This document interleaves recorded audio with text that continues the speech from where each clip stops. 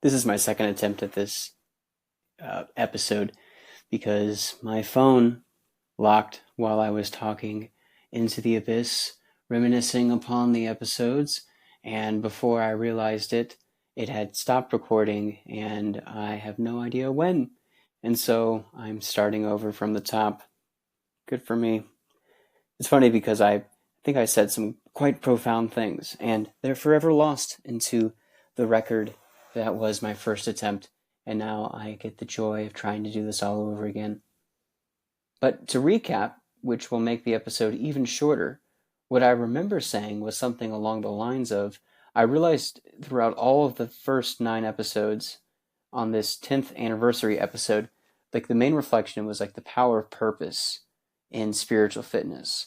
If you do not have a higher purpose in life, then you're basically falling into the category of a goal-oriented lifestyle versus a value-oriented lifestyle. And if you're looking to be spiritually fit, which is another form of resiliency, if you're not looking to use that language, then you are going to set yourself up for failure if your life is built around what you do rather than what you believe in.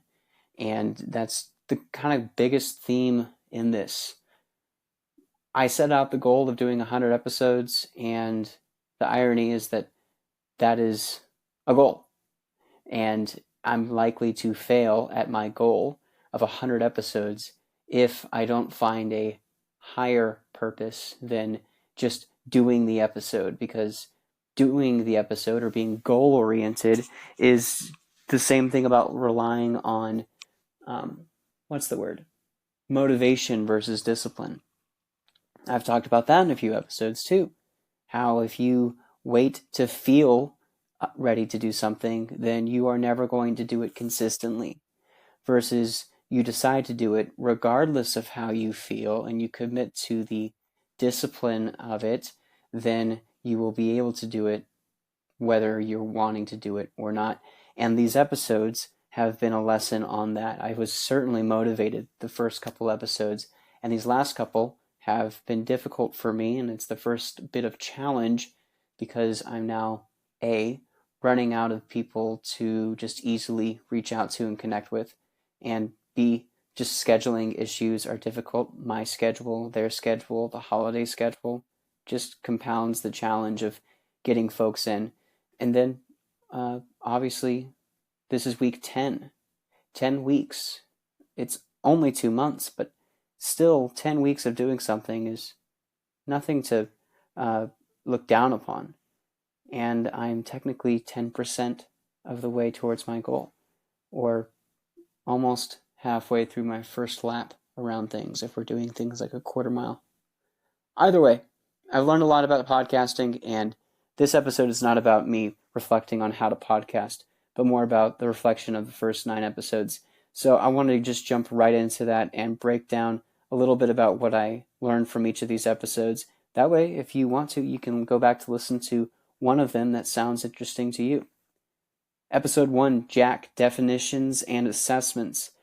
This was a rocky episode, and although I still think it's definitely worth listening because you get to hear from Jack, who is a Christian minister in Connecticut, and how he understands spiritual fitness in his context as a minister, as a clergyman, as someone who is sort of like a spiritual fitness coach. It is not in the same direction where I currently sit. And on a brief aside, I will say that these first 9 episodes, I look forward to reflecting back on when I'm on episode 100 and laughing to see where I am now. I do hope that this will be a deep departure from where I end up by episode 100. Anyway, grateful for Jack and his offer and his insight. Listen to him to get an understanding of what it sounds like to be a spiritual fitness coach and the responsibility of, well, being responsible for other folks' spiritual fitness. Episode 2 is Trey, Recipes for Resiliency. The funny part of my conversation with Trey is that he said from the start, well, I'm more than my job. And it's very true. But the irony was that we ended up speaking the whole time about his job because I was really curious about what it is that he does and how he got there. You see, Trey works in the film industry, the Hollywood industry, if you will.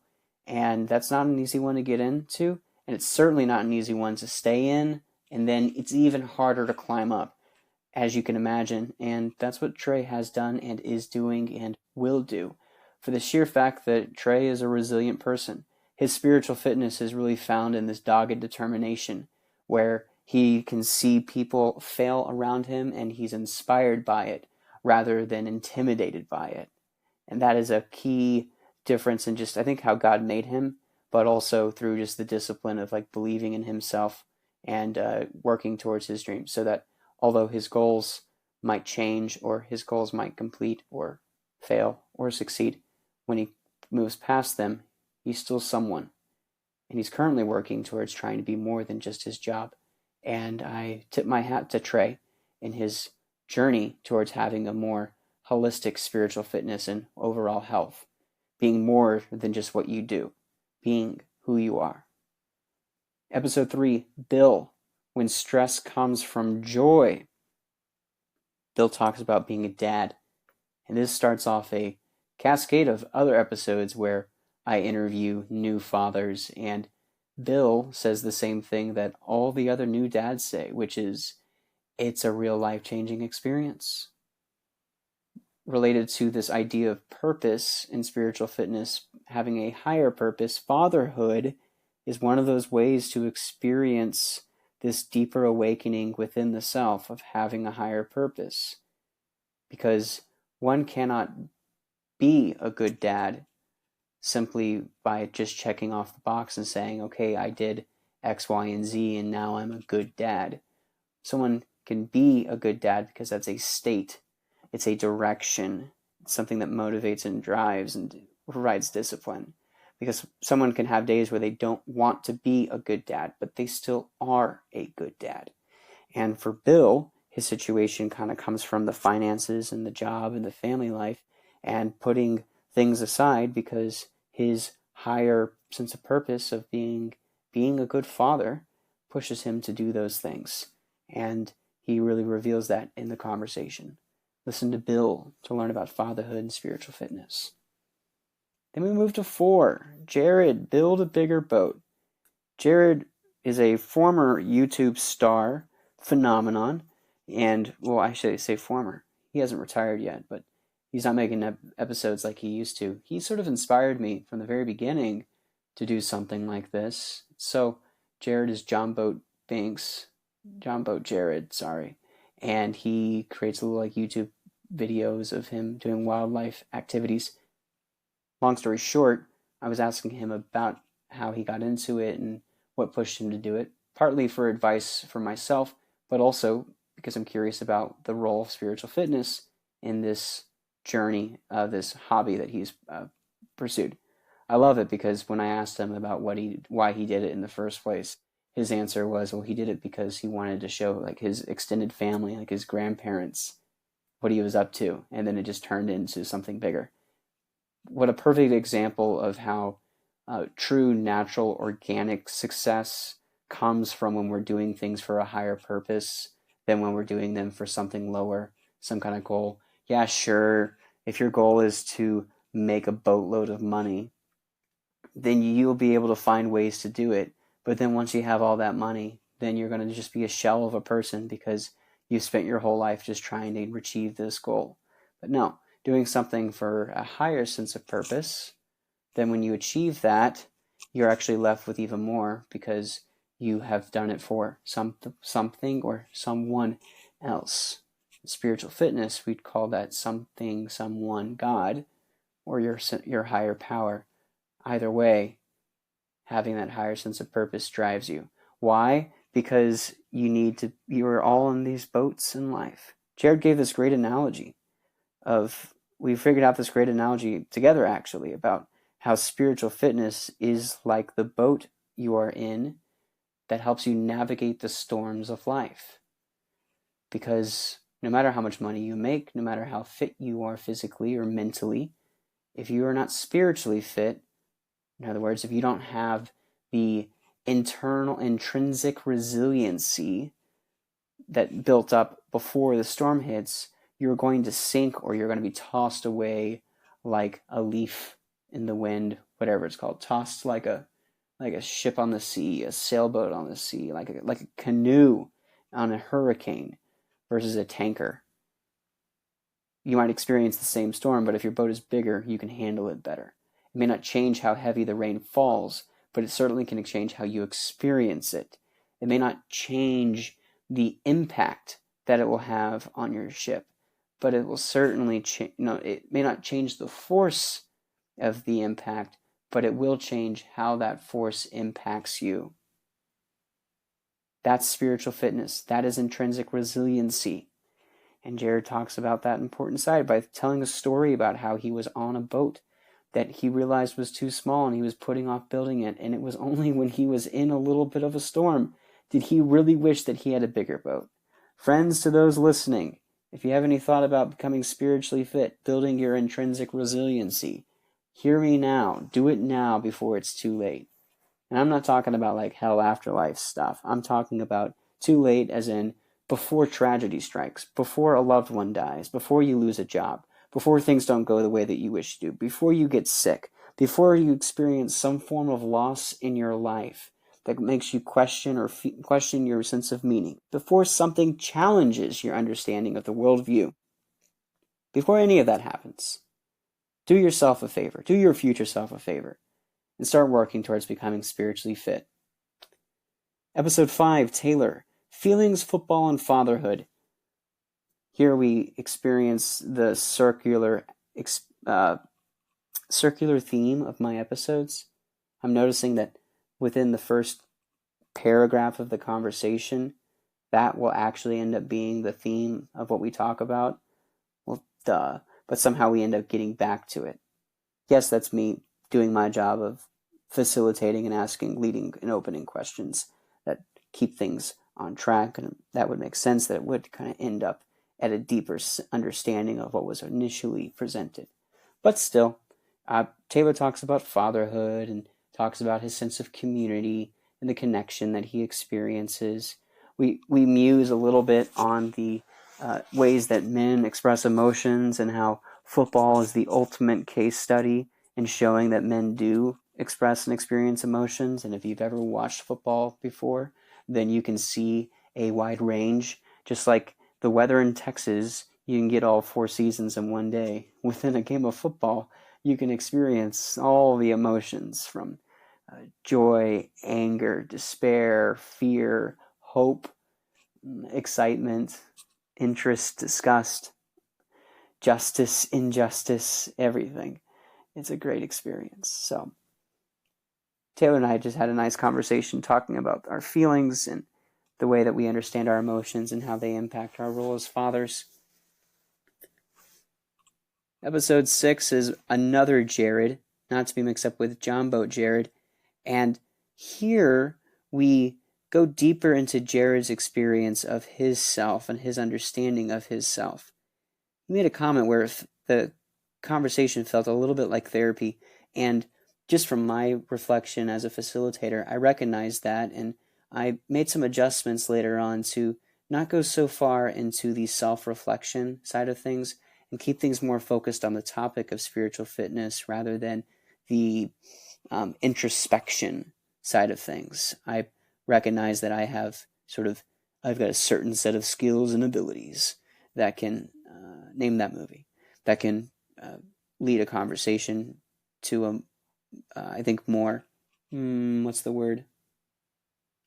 A more intimate setting, especially between friends like Jared and I, where we've known each other long enough. And he's such a brave, courageous person to want to open up and talk about himself. So either way, we go deep in this episode, and I love it.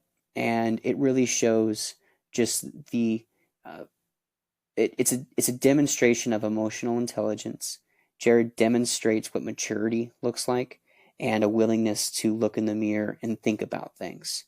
So I would say listen to Jared D. Threads for just a good example of what it looks like to be a man who's willing to take time to think about why they do the things that they do and where those things come from. 007, Mitch, Lessons from NICU. My friend Mitch was in the NICU immediately after his child was born, hence the term NICU, and underwent a pretty serious, if not life-changing experience. And we talked about that. Funny enough, the first words out of his lips when we started talking was, well, I don't have anything that's like really interesting, anything going on in my life. And then he just throws in this NICU experience, and lo and behold, we talk about that for 48 minutes. Being in the NICU, could you imagine? For as long as he was, I think it was, 6 weeks, a month.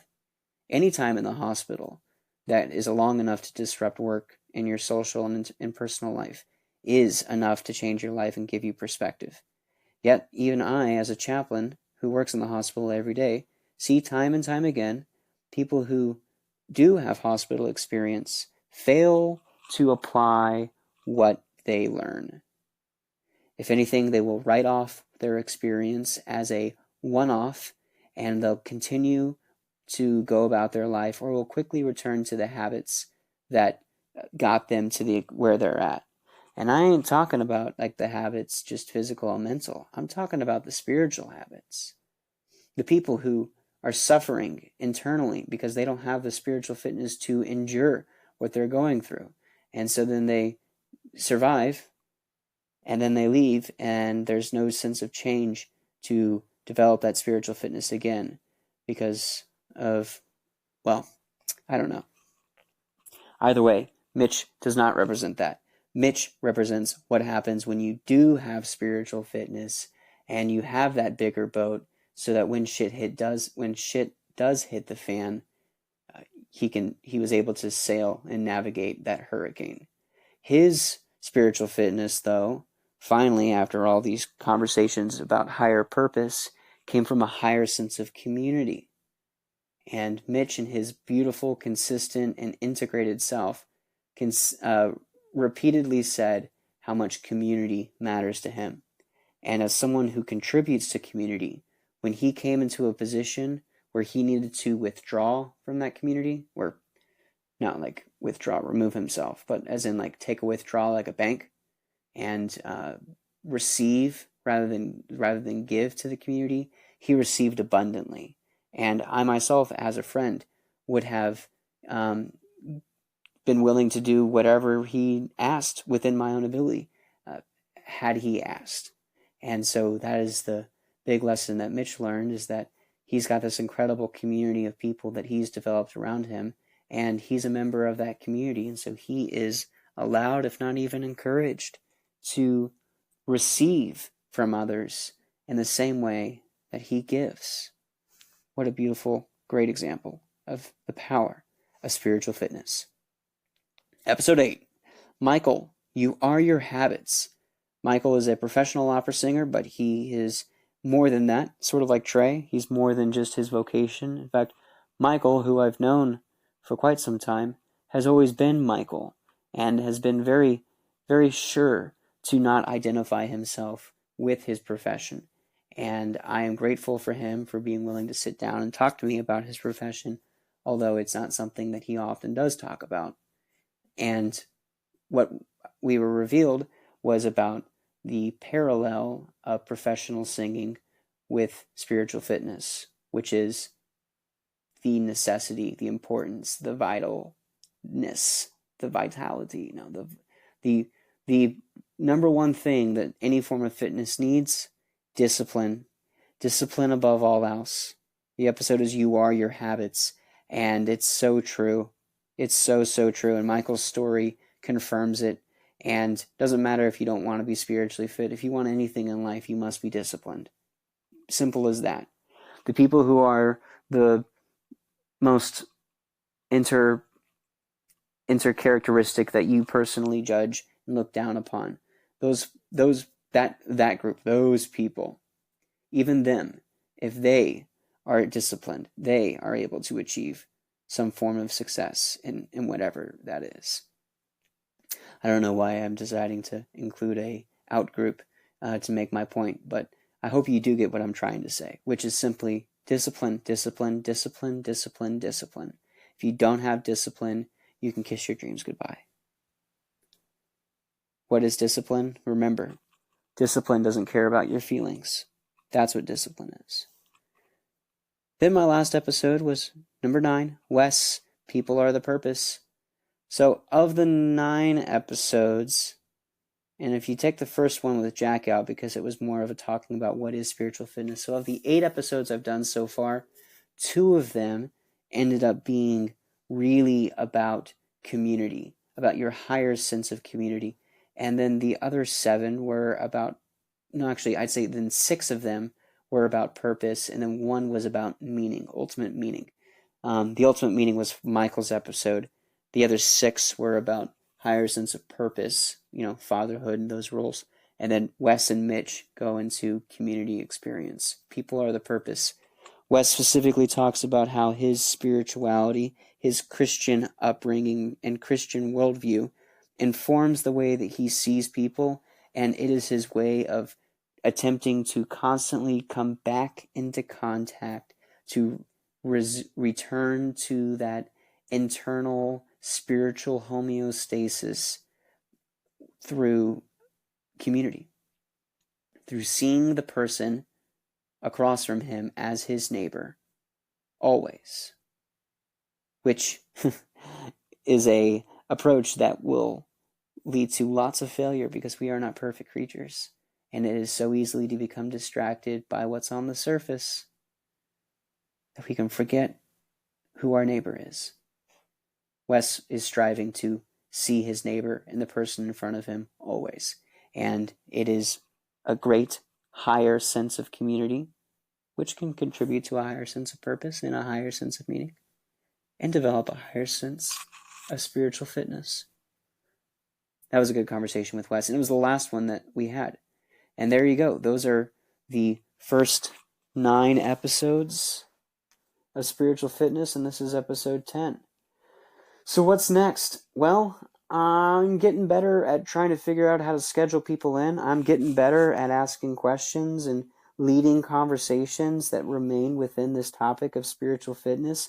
I continue to see more of a thread among the conversations that are completely different from one another, with folks who have absolutely opposite backgrounds or different belief systems, or simply just are different people.